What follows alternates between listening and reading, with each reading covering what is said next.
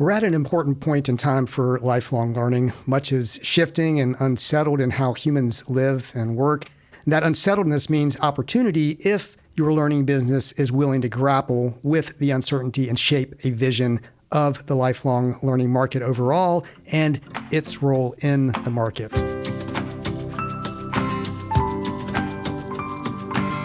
I'm Celisa Steele. I'm Jeff Cobb, and this is the Leading Learning Podcast.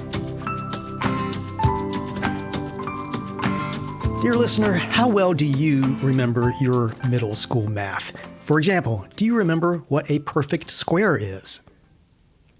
We'll pause for a moment, give you a chance to try to remember, but we'll also save you in case you don't remember your middle school math so well. A perfect square is the product of some integer with itself. So for example, 9 is a square number, or a perfect square, since it equals 3 times 3.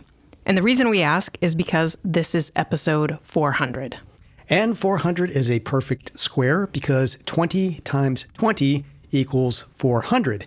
And 2020 got us thinking about vision, and so we want to focus this milestone episode on our view of the market for lifelong learning and our vision for that market. And so we'll roughly talk about this in 3 parts. First, we want to talk about the landscape. Then we want to talk about sort of the current state of that landscape. And then we'll turn towards some comments about the future state for that landscape. And actually, I'll throw in a fourth. We also want to talk a little bit about some implications for learning businesses of all of this. So maybe it's a good time to make sure we trot out some of our familiar terms as we're talking about the landscape, because they're particular phrases, words, turns of phrase that we're known for.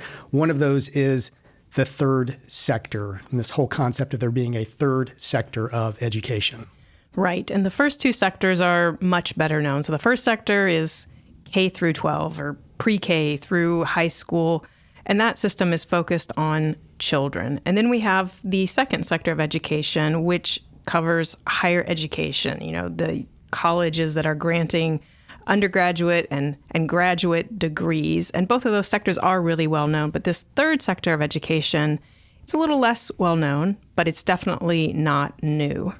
That's right. So the third sector serves the millions, it's probably billions, to be honest, of adults who continue to learn and grow in the decades that follow their secondary and post-secondary education.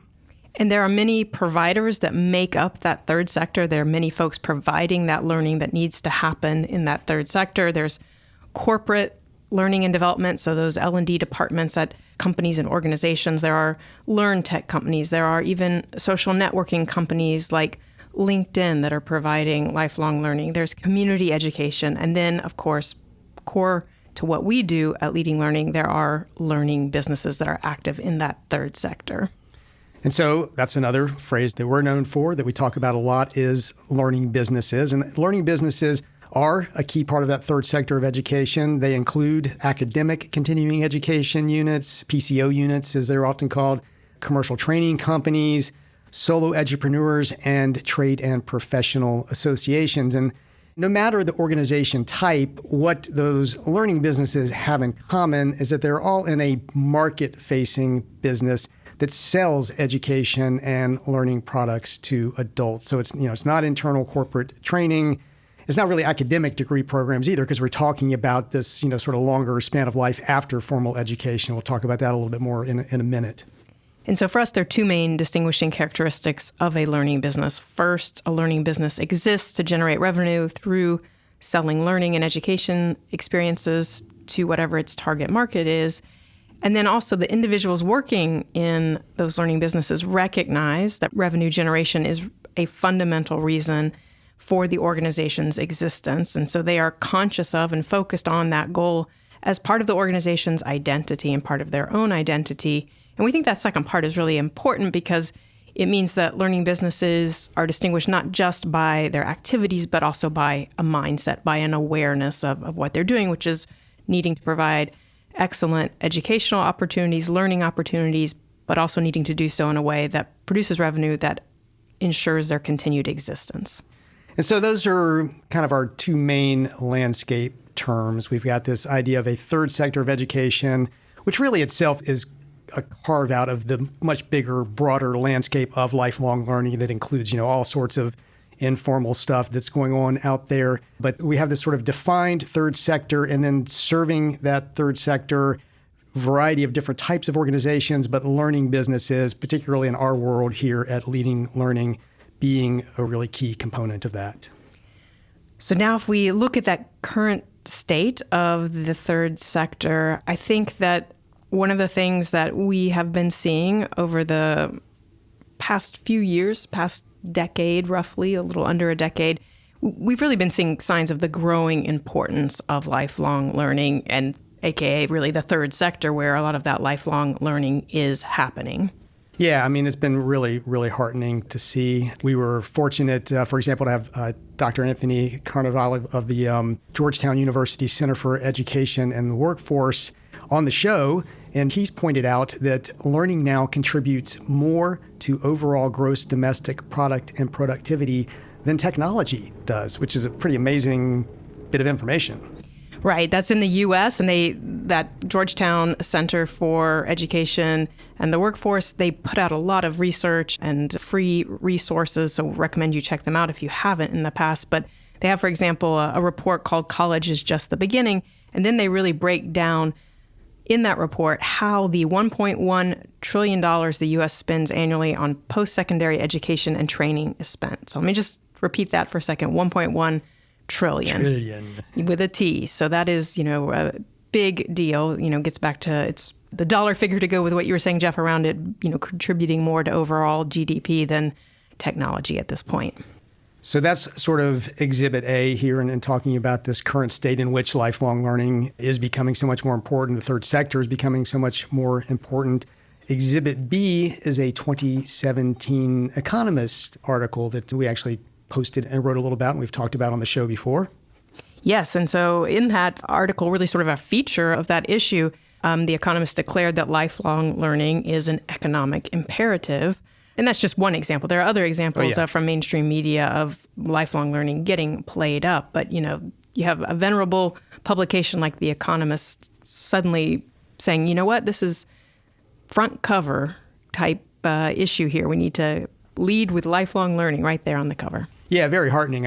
Thinking back 20 years or so, 25 years, when we first got involved in this world, you did not see the phrase lifelong learning on the cover of a major media publication. Now you see it in places like The Economist. It pops up in publications like the New York Times or the Wall Street Journal all the time. And it just, points to the importance of learning now in a world where the scale and the scope and the speed of change just seem so much higher than they ever have before. And I think a big reason that The Economist chose to focus on it is because it does tie to business growth and productivity. And so you get kind of wrapped up in the discussions of lifelong learning, things like upskilling and reskilling, and that real focus on what does it take to have the workers that we need to help the companies in our society do what they need to do. And that kind of leads us into, I think, it's a little bit less of an exhibit, but another outgrowth of this focus on lifelong learning, which is this concept of the 60-year curriculum. And Dr. Gary Matkin is credited with coming up with that term, the 60-year curriculum. But the fundamental idea is that the next generations are going to live into their 90s, probably even beyond. And people start to think about their first job in mid-adolescence. So if you just say, okay, 15 years of age, and then those individuals will have to work to the age of 75, assuming they're going to live that long. And so that's 6 decades. And that's where this idea of the 60-year curriculum comes from sort of that 15-year-old beginning to think about a job and what they want to do with their life in terms of a job, all the way up until they might be able to retire, if that continues to be a thing, around 75. Right. And this is really a disruptive idea, particularly in the world of higher education, academia, which is where Gary Matkin's coming from and putting forth this idea. So, because, the fundamental approach up until recent years is that basically we're going to spend about 95% of our efforts to prepare people for their first job through these other two sectors of education, K through 12, and then particularly higher education. as if that's going to really be, their only job and their only career. So you're going and getting that degree at college, and then you go get your job and, hey, you're done. You're just going to work for the next 50 years. And it's a recognition that that is just not the way things are working anymore. That's right. I mean, I don't think it surprises anyone listening that that is no longer the way things are, that we're changing jobs and even careers much more frequently, somewhere in the scale of 5 to 7 times. Obviously, some people even more than that, maybe a few still changing careers, a fewer number than that. But in general, there's just a lot of change. And some of those careers that people will change to don't even exist yet. Right. And so I will also note that we did have Chris Deedy of Harvard on the podcast to talk about the 60-year curriculum, because he's also been involved in the thinking around that. So we'll make sure to link to that episode in the show notes. And, and I'll note that this whole concept was something that really drove a lot of the thinking behind leading the learning revolution back when I was writing that book, which was, it's hard to believe that was a decade ago. I was calling it the other 50 years at the time. This was before the whole 60-year curriculum thing came along. That was just my way of putting it. And again, it was just this idea that, you hit your mid-20s, and if you've been lucky enough to be able to go all the way through some form of higher education and maybe graduate education, you are at that point then, kind of on your own to navigate those other 50 years of your sort of productive life. And 60 might be a better number at this point, because we know people are managing to, on average, live a bit longer and are having to work even in that late life period. Yeah, I think I think the 60-year curriculum put the focus on this sort of from age 15 to 75, which sort of starts earlier than I think where you were focused, right, Jeff, and sort of is this idea of, when you might retire from your career. I think what you're thinking about is more of once you finish a college degree, if you're going to get one, up all the way until you die. I mean, essentially, you're taking the broader view of lifelong learning where it's not only tied to your job or your career. It's broader view. And really, I don't think we had actually come up with the term, the third sector at that point, but that's really sort of what I was pointing to, is this kind of third sector area that people are moving through and how important that is. And we've written some things about the other 50 years that we can, again, include links to in the show notes if you're curious about understanding more about what we mean by that term. And then in terms of the current state, one of the other big things that we would absolutely be remiss not to mention is COVID and just the absolute surge and spike in online learning. We saw that in terms of big learning, Coursera's and the Udemy's of the world and things like that. But I think pretty much every organization that we've had any exchange with, they've moved way more online because they had to. It was essentially do nothing or move online for a period of time anyway. Yeah, I mean, online learning was already established, ubiquitous before COVID, but a lot of organizations, learning businesses, had not really sort of stepped their game up to the level that they needed to. And there were still a lot of, individual learners out there who were, you're going to drag me kicking and screaming into the online world. And well, they got dragged. They had to. And it's interesting, too, that you mentioned big learning. Just the presence of these big learning companies now is itself such a factor in the landscape that you've got the Coursera's and the edX's and the Udemy's and the LinkedIn Learnings. And they were all out there and ready for this to happen. And I'm sure benefited quite a bit from that huge push online. At Tagoras, we're experts in the global business of lifelong learning, and we use our expertise to help clients better understand their markets, connect with new customers, make the right investment decisions, and grow their learning businesses. We achieve these goals through expert market assessment, strategy formulation, and platform selection services. If you are looking for a partner to help your learning business achieve greater reach, revenue, and impact, learn more at tagoras.com/services.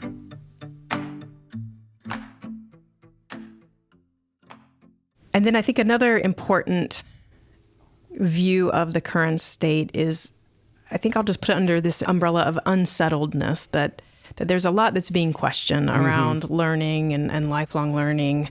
And so what I have in mind, for example, is just the value of a college degree. That's being heavily questioned now, given the investment of time and money and given the short shelf life of that education that you get. Is it worth it? What does college need to be? Yeah, I mean, a lot of turmoil around that. And it is true. I mean, we should acknowledge that it is still the case that a college degree is going to serve you well in life. Like all the data still says that you're going to earn more over your lifetime. I think it's like a million plus more than if you don't get that degree.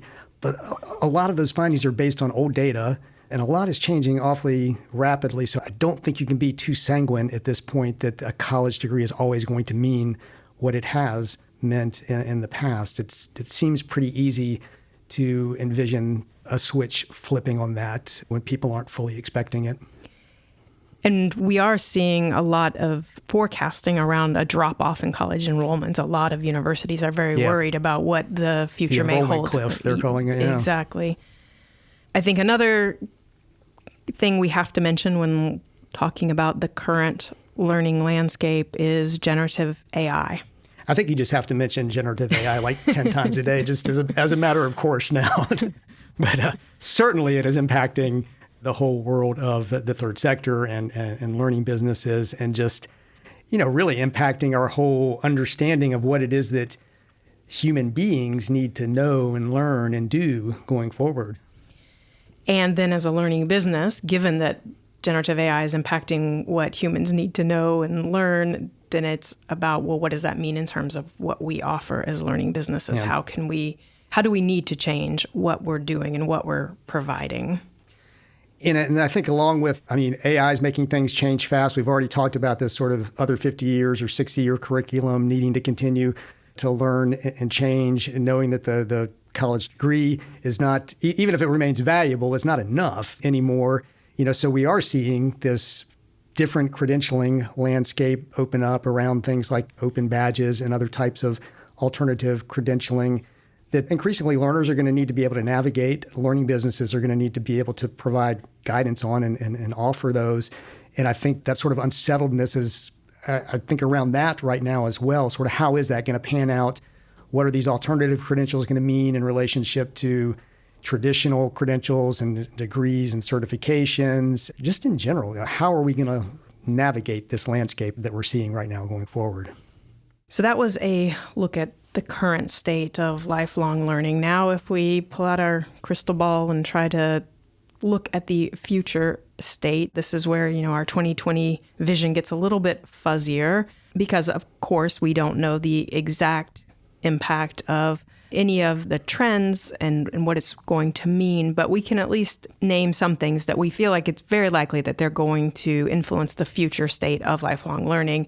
I'll mention generative AI again, since we already mentioned it, but again, there's just a lot of unknowns around exactly how that's going to play out in terms of adoption and what it's going to mean in practical terms, both for development and delivery of learning opportunities, and then just for learners themselves and what they need or want to know going forward.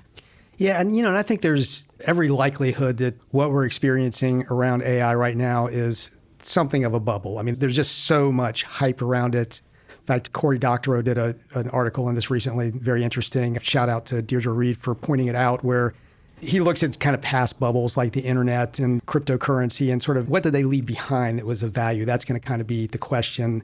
And if you look at AI and say it is a bubble, it's going to burst at some point, which seems reasonable to think to me, but it's going to leave something behind that will persist, that it will have a legacy that goes with it, and it will continue forward just like the internet in general has.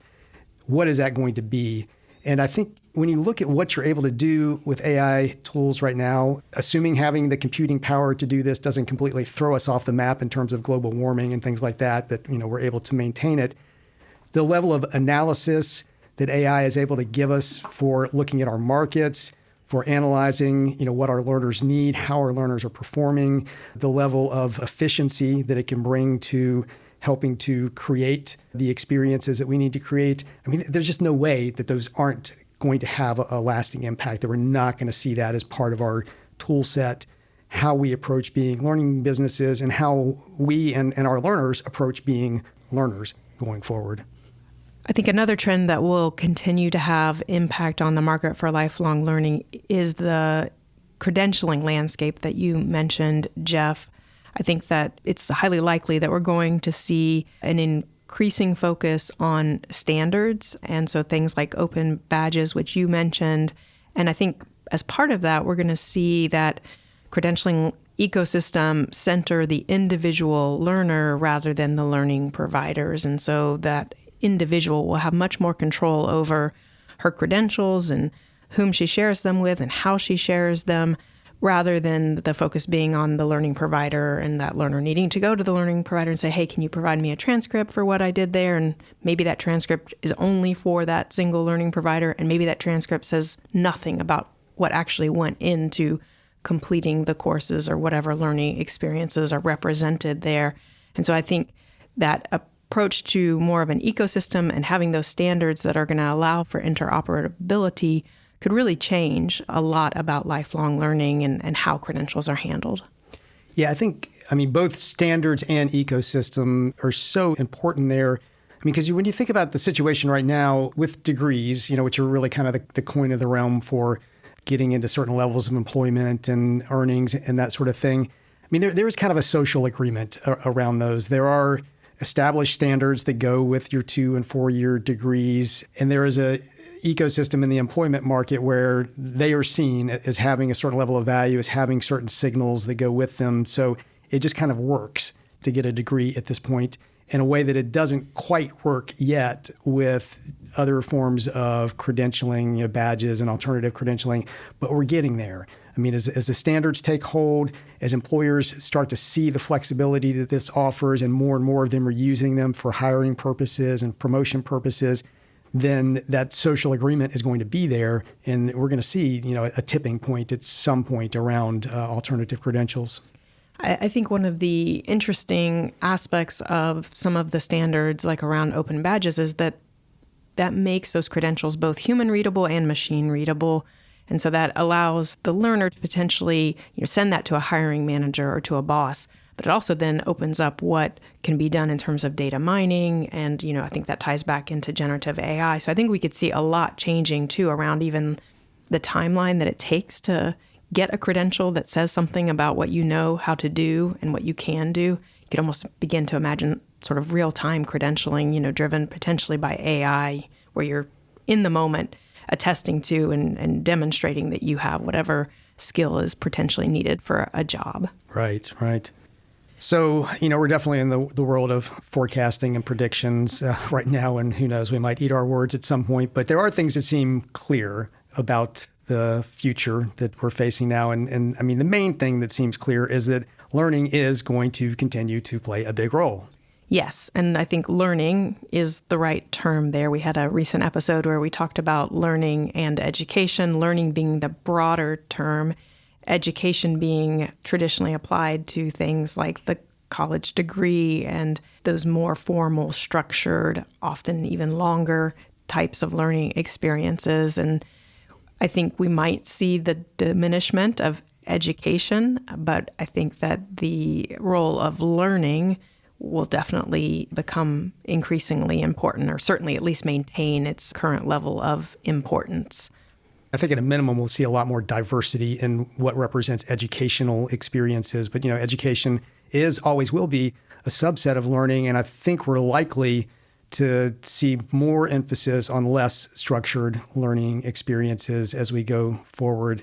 A lot of what sort of keeps us from, I think, placing the value on informal learning that we could right now is we don't really quite know how to get a grip on it, measure it, evaluate it. And with AI and some of the other tools that are coming along, we're getting in a better and better position to be able to sort of navigate the informal learning world and to better appreciate the significance, the value that it brings to our lives and to our work.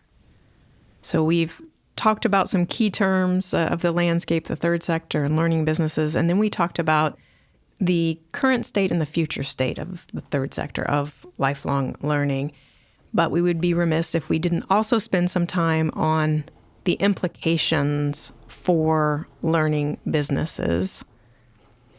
And I'd say that, the big headline here is that there is a real opportunity. I mean, we're potentially in a golden age for learning businesses simply because there is so much need out there. People know they need to learn. Go back to the economist saying this is an imperative. We get that. But we need help navigating that landscape. We need the guides. We need the people who are going to help us to structure the paths that work for us, that are going to provide the content, that are going to provide the experiences, that are going to help us evaluate that and actually make it useful in our lives. It's a huge opportunity.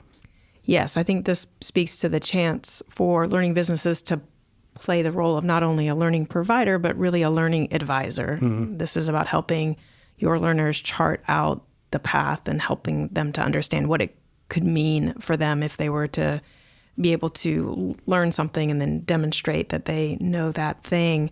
So yes, real opportunity. I think huge opportunity. And when there's huge opportunity, there's often a lot of danger. And I think the danger is for learning businesses to continue doing what they're doing and to not tune into some of these trends and think about the implications for what they do and for their learners. If they just continue to provide the same courses and conference sessions, I think they're going to end up missing the boat. And so there's a chance here to really think about what does it mean to support lifelong learners moving ahead.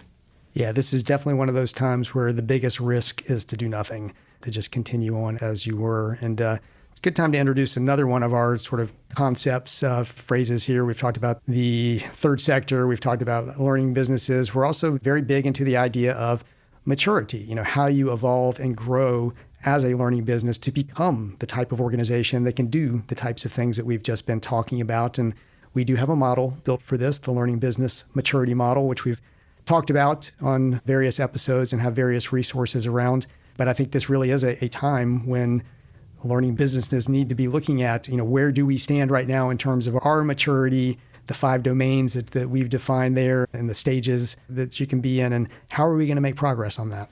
Right. And the lower level of maturities are where you're being reactive. You're not actually tuning into what's happening on the landscape. And of course, you want to be more on the advanced stages of maturity where you really are being more proactive and then ultimately even, innovative. And you're really thinking about what does it mean to provide lifelong learning today to the learners that we need to serve. And so the takeaway from all of this is that we really would urge you to do some homework and to do some critical thinking about what the current state and the potential future state of the market for lifelong learning means for your learning business. So things change. If you go back to that question we opened with about a perfect square, the math that I learned in middle school is not what the kids use anymore. Now we have the new math, and I know that's been the bane of many a parent, but it speaks to this need to continue to evolve, to not be too set in your old ways, that there might be new methods, new things that you need to try.